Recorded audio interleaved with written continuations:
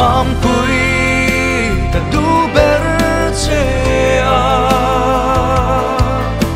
kama ngai ber ini a imangai na rin om say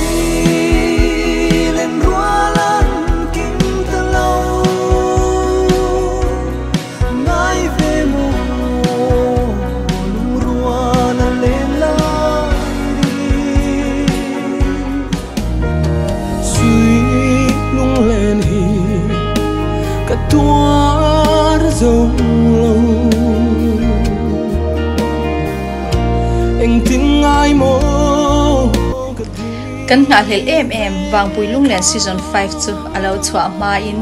live show nuam tak buat sai ni do na October tha eng zana tha eng lomin mizo music nun tak nen wang pui lung len kan